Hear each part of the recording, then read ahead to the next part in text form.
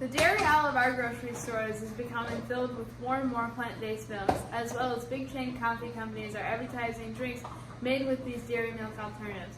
Why are plant-based milks becoming more ubiquitous? The most common reason is for environmental reasons, and the most common reason for not wanting to switch to these alternatives is for nutritional reasons.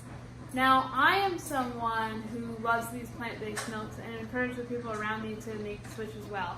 I've tried many of these dairy milk alternatives, especially the two that we'll be focusing on today, which is soy and almond milk, and hopefully I will be persuading you all to make the switch to these plant-based alternatives and ditching your dairy milk. Now, first let's look at the dairy industry.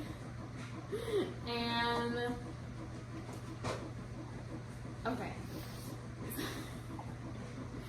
So first let's talk about the carbon footprint of the dairy milk industry.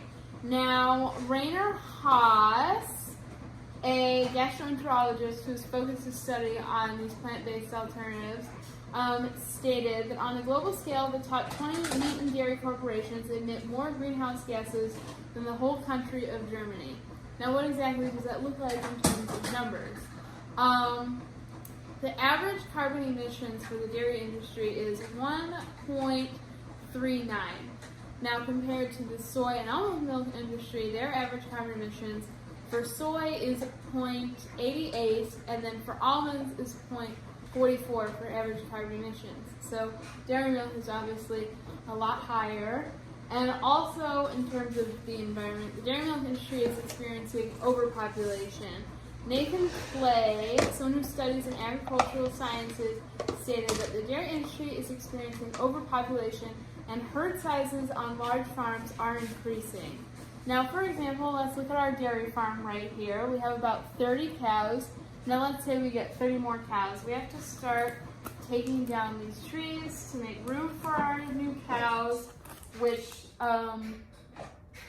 requires resources to take down the trees, more resources to take care of these extra cows, which increases our carbon footprint and is a growing problem. Now let's say I want to switch to these plant-based alternatives for the environmental reasons, but what about nutritionally? Well, the dairy industry, so for dairy milk, dairy has a lot of basic nutrients, proteins, fats, carbohydrates, which are necessary for your diet. But soy and almond milk also has these basic nutrients as well. But what about calcium? We've always been told that calcium is good for our bone health and good for bone density and things like that. However, there is no scientific reason to believe that that is actually true. Just because we drink the calcium in the dairy milk doesn't mean that it leaves our digestive system and moves on to our bones. So it's actually a little bit of a fallacy. And also, dairy milk is high in cholesterol. So anyone that has heart problems or wants to avoid heart problems might want to avoid it for these cholesterol reasons. Now, as we can see, overall, dairy milk is bad for us environmentally and isn't as important for us nutritionally. So we might be willing to ditch dairy milk. Now, what about our soy and almond milk? So let's look at the environment again in terms of soy and almond milk. Because let's say I'm ready to stop drinking dairy milk, and I want to make a switch. But which one do I want to start buying? Do I want soy milk or do I want almond milk?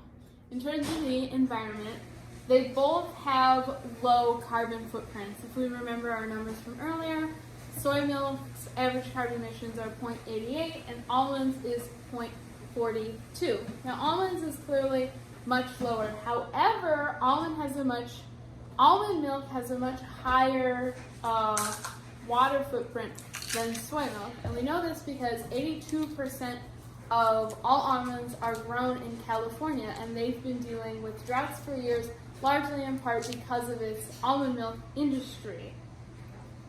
Now, what about nutritionally? What about these two do I want to add to my diet in terms of nutrition? Go. So all of our nutritional facts are provided to us by Soy Vanda, who does research focused on plant-based foods and alternatives. Anyway, almond milk has a lot of variety of special nutrients, we're going to call them. They both have, the proteins, fats, and carbohydrates we talked about earlier, but almond milk has monounsaturated fatty acids, which is good for weight loss. It's also high in antioxidants and vitamin E. Soy milk does have a sort of special nutrients, but it's an anti-cancer protein, which is still good for you, but almond milk just has more. However, almond milk typically has a lot of sugar in it because almond milk is a lot more bitter than soy milk. So a way to fight that bitterness is to add sugars. And because of all these added sugars, it sort of negates these special nutrients in almond milk.